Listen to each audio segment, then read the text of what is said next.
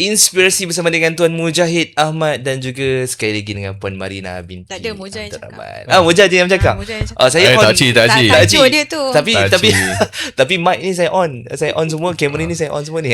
Okay. Alright, so segmen inspirasi ni kita nak bukanlah bincang, kita nak kupas yang lebih yang tak akan kupas juga kot. Dia tak kupas betul, kita nak sembang kan. Pagi ni sembang je. Sembang banyak. Dia kalau nak kupas secara detail tu dia kena pakai songkok lilin tu. Kalau tak songkok tak pakai dia tak ada. Tapi apa, blazer tu dah pakai dah. Blazer tu. Blazer ni. Okay, dia sebenarnya yang kita nak kupas ataupun sembangkan tu isu tu ni Tuan, apa nama? Allahumma salli. Yang taklid tu. Ingat tak? Sebelum ni kan Argentina dah menang kan? Okay. Tiba. Marah dia kata. Tak minat kata. Nak pergi charge dia. Okay. Lari dah. Okay. Apa nama? Sebelum ni Allahumma salli ala Muhammad. Tim Spanyol kan, World Cup. So adalah apa nama yang kongsikan suami dia taklidkan dia kalau Argentina tu kalah maka tercerailah isterinya gitu. Benda tu sebenarnya. Dan ada jugalah netizen para asatizah dah ulas dan yang saya nampak juga salah seorang asatizah yang dah ulas ni Dr. Zul. Mantan Siapa tak kenal? Siapa tak kenal angkat tangan. Bukan Tuan Zul Dr. Zul Kifli. Dr. Zul Kifli. Okey, mantan mufti wilayah. Tu macam mana sebenarnya ni Tuan Mujahid? Itulah bila cerita bab ni kan, sebenarnya kita takut juga nak ulas pasal isu ni sebab yang pertamanya kita surface lah. Sebenarnya kan, taklid ni boleh gitu-gitu je kita nak cakap tu. Sebab yang pertamanya dia kena panggil hakim sebenarnya cakap benda ni kan. Yang arif di luar sana tu yang ini hakim kurang sikit. Busy. Hakim yang lain tu busy. Yalah, patutnya itulah yang lebih autoritatif lah kan. Macam saya ni kita boleh sembang-sembang lah. Maksudnya kalau nak cerita pasal hukum syarak tu semua dah diulas dan semuanya adalah betul lah sebenarnya. Macam kita dah tahu kan siapa Dr. Zulkifli tu kan. Lepas tu benda dia adalah benda yang straightforward lah, iaitu berkenaan dengan lafaz cerai bertaklid ni kan. Benda tu pun dah dikupas secara detail oleh Dr. Zul dan kita kenal dia memang adalah seorang yang kita kata pandangan dia tu faqih kita kata boleh muktabar jugalah begitulah kan.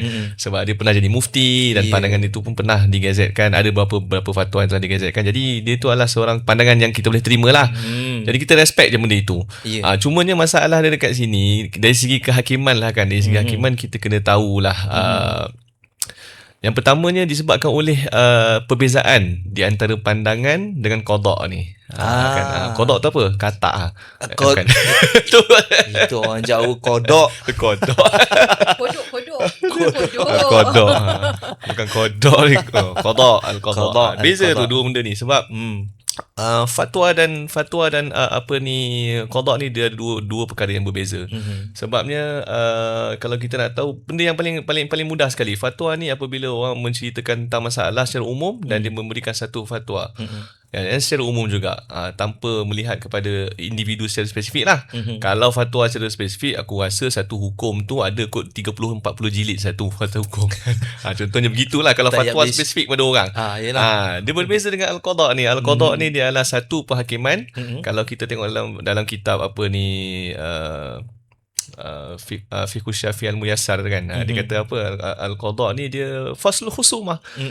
Yang ini apa maksudnya apabila ada satu khusumah ni maksudnya perbalahan lah kan, senang cerita, pertikaian di antara satu pihak dan satu pihak yang lain, maka dia datang kat mahkamah untuk menyelesaikan dia punya pertikaian itu. Maka kita hakim ini yang menjalankan tugas al-qada ni, dia yang akan menentukan, dan cara dia menentukan itu, dia ijraat itu tak sama. Ijraat ni apa? Proses dan prosedur dia. Kalau macam fatwa ni dia lebih kepada berbincangkan isu itu, mungkin tidak secara detail tapi secara umum yang kita boleh faham hukumnya begini secara asalnya. Kan, dan dia difatwakan dan digazetkan dan dia sebenarnya mulzim jugalah dekat negeri yang telah dikeluarkan fatwa itu. Tetapi kalau macam al-qada ni dia ada wasail isbat dia dan sebagainya lah. Kan. Contoh wasail isbat ni apa? Kaedah kita nak mensabitkan hukum ada. Kalau kita belajar law kan, ni semua LLB ni Haji Taufik dan juga Hajah Marina ni, dia ni ada background LLB dan dia tahu, dia mahir dalam perkara undang-undang kan. Tak ingat lah. Biasalah bila dah masuk exam kita buang semua dekat kertas paper tu, hilang lah. Lain kali jangan tulis. Begitulah. Jadi apabila dia apa tu? Cerita pasal apa dia? So isbat apa nama? Wasail isbat. Wasail isbat. Dia punya wasail isbat. Kaedah-kaedah kita nak mensabitkan itu dia ada proses dia kan. Dia kalau macam contoh kalau macam satu penghakiman datang. Memang betul orang kata kalau macam secara umumnya kalau seorang suami dia kata buat lafaz ta'liq, sekiranya jantina kalah maka dia menceraikan isterinya. Lepas tu adakah betul dakwaan dia? Begitu kan. Itu kalau datang ke mahkamah lah. Betul, sebab kita dalam proses mahkamah ni dia ada dua perkara. Yang pertama orang yang mendakwa. Orang yang mendakwa pun dia ada rukun dan syarat dia juga. Mesti kena maklum. Maklum maksudnya dia kena faham dengan apa yang didakwakan di mahkamah itu. Dakwa ni bukan maksud cerita jenayah, ni dia cerita apa yang didakwa telah berlaku. Begitulah kan.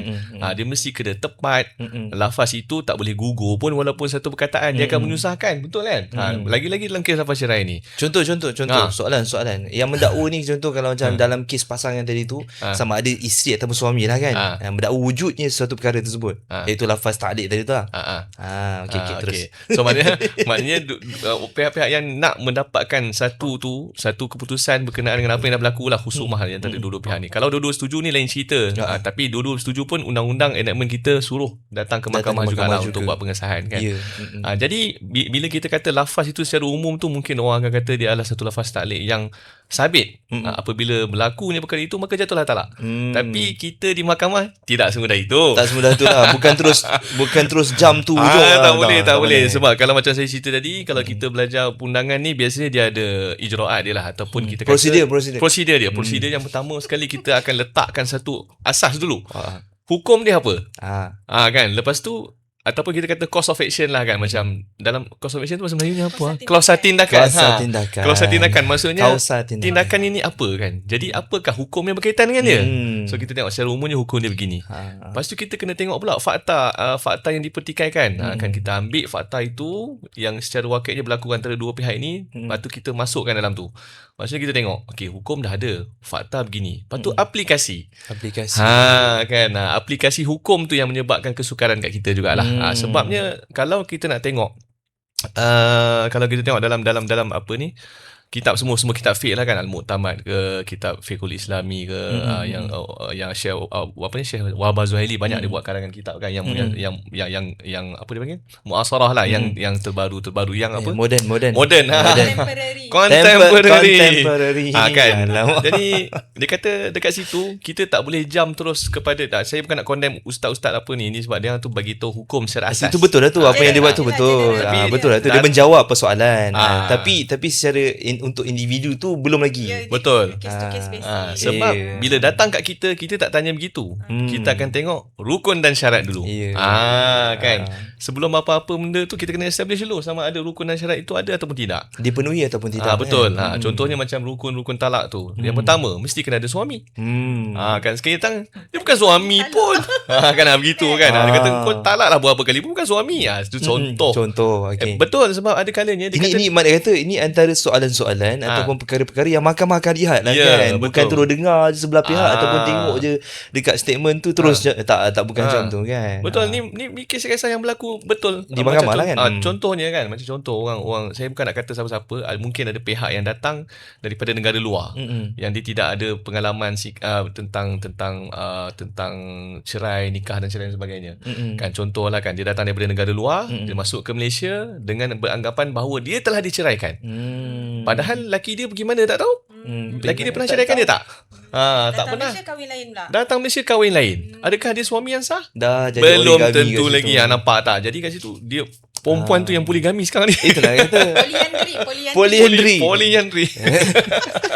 Nampak tak? Ya. Itu isu-isu yang kita kena tengok lah kan. So maknanya kita nak applykan fakta hukum kepada fakta itu aplikasi itu kita kena tengok rukun dan syarat dia dulu. Kita letakkan asas dululah. Itu antara-antaranya lah. Suami kan, ada suami. Tadi kenapa kita cerita pasal isteri kan? Tadi tu isteri terbalik.